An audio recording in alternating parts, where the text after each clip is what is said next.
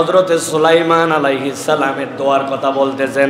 আল্লাহর যে কয়টা পয়গম্বর দুনিয়ার বুকে আল্লাহ রাব্বুল আমিন দুনিয়াতেও তাদেরকে ক্ষমতা দিয়েছিলেন, সাথে সাথে নবুয়ত দিয়েছিলেন, সাথে সাথে এমন বুদ্ধিদীপ্ত আল্লাহ রাব্বুল আমিন জ্ঞান দিয়েছিলেন। তার মধ্যে আল্লাহর শ্রেষ্ঠতম পয়গম্বরদের মধ্যে সুলাইমান আলাইহিস সালাম। দুনিয়ার এমন কোনো কিছু ছিল না যার ভাষা সুলাইমান আলাইহিস সালামকে আল্লাহ জানান নাই। এত জ্ঞান আল্লাহ রাব্বুল আমিন দিয়েছিলেন। বাতাস কোন ভাষায় কথা বলে, পাতাগুলো গাছের নড়ে, আমরা মনে করেছি কেবলমাত্র পাতা নড়ে, কিন্তু পাতা নড়ার মধ্যেও গাছের মধ্যে ভাষা আছে, পাখির মধ্যে ভাষা আছে, পিঁপড়ার মধ্যে ভাষা আছে। আল্লাহ কোরআনে বলেছেন ইউসাব্বিহু লিল্লাহি মা ফিস সামাওয়াতি ওয়া মা ফিল আরদ। আপনি দেখতেছেন এইটা জড় পদার্থ, আপনি দেখতেছেন এই টাইলস, এইটা জড় পদার্থ, আপনার কাছে এটা জড়, কিন্তু আল্লাহ বলতেছেন আল্লাহ যেহেতু এর এলিমেন্টসগুলো সৃষ্টি করেছেন, আল্লাহ রাব্বুল আলামিনের কাছে আসমান জমিনের ভিতরে যা কিছু আছে সবগুলাই আল্লাহর কাছে তাসবিহ করে, কিন্তু তোমাদের বোঝার ক্ষমতা নাই। আল্লাহ যাদেরকে বোঝার ক্ষমতা দিয়েছিলেন তাদের মধ্যে একজন হচ্ছেন হযরতে সুলাইমান আলাইহিস সালাম। হযরতে সুলাইমান আলাইহিস সালামের পরিষদের সামনে অনেক আলাপ হলো। আল্লাহ রাব্বুল আমিন এই আয়াতে কারিমার মধ্যে বলছেন, ও বান্দারা, সুলাইমান আলাইহিস সালামের সামনে যখন তার সবিস্তারে তার পরিষদ নানান কথা বলল, এমন সময় সুলাইমান কতটা বিনয়ী হলো। সুলাইমান স্মিত হেসে দিল, পরিষদের সামনে হালকা করে হাসলো।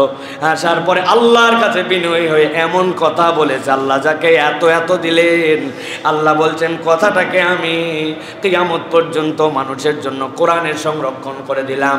27 নম্বর সূরা কোরআনের সূরা নমলের 19 নম্বর আয়াত আল্লাহ রাব্বুল আমিন বলছেন, রব্বি আউজি'নি আন আশকুরা নি'মাতাকাল্লাতী আন'আমতা আলাইয়া ওয়া আলা ওয়ালিদাইয়া ওয়া আন আ'মালা সালিহান তারদা ওয়া আদখিলনি বিরহমাতিকা ফি ইবাদিকাস সালিহিন।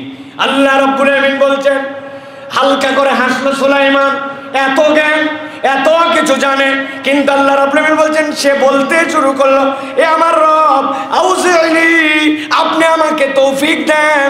এত কিছু পরেও আল্লাহর কাছে বলছেন, আল্লাহ আপনি আমাকে তৌফিক দেন। কিসের তৌফিক চান?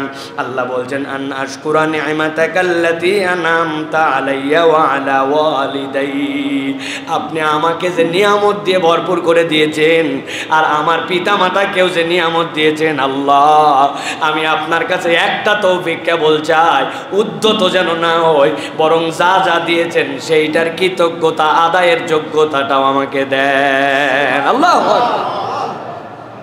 এই রব, আপনি আমাকে এমন জেহেন দেন আমি যেন কোরআন মুখস্থ করে বলতে পারি। আল্লাহ আমাকে এমন জ্ঞান দেন যেই জ্ঞান দ্বারা যেন আমি দুনিয়ার মধ্যে ইসলামের খেদমত করতে পারি। আল্লাহ আমার এমন টাকা দেন যেইটাতে আমি দুনিয়ার মধ্যে ধনী হয়ে যেতে পারি। আমাদের কামনার কোনো শেষ নাই। আল্লাহ আমাকে সুস্থতা দেন, আল্লাহ আমাকে দেন, সে দেন। কিন্তু নবী কি শেখাচ্ছেন? আল্লাহ নিয়ামত তো দিবে, কিন্তু নিয়ামতের যদি কৃতজ্ঞ না হই তাহলে আল্লাহর কাছে তো আমরা কুফরি করব। আল্লাহ আপনি আমাকে যে অনুগ্রহ দিবেন আর দিয়েছেন, ওই অনুগ্রহের যেন কৃতজ্ঞতা আদায় করতে পারি, সেই যোগ্যতাও আমাকে দেন। আমরা কিন্তু এটা করি না, ঠিক না ভাই? আল্লাহ কোনোদিন বলছে আল্লাহর কাছে, আল্লাহ আপনি আমাকে যা দিছেন ওইটার জন্য আমি শুকরিয়া আদায় করতে পারি, আল্লাহ সেইটার যোগ্যতাটা আমাকে দেন। এটাও দোয়া। আমাদের আউট অফ কনসেপ্ট, আমাদের কনসেপ্টের মধ্যেই নাই।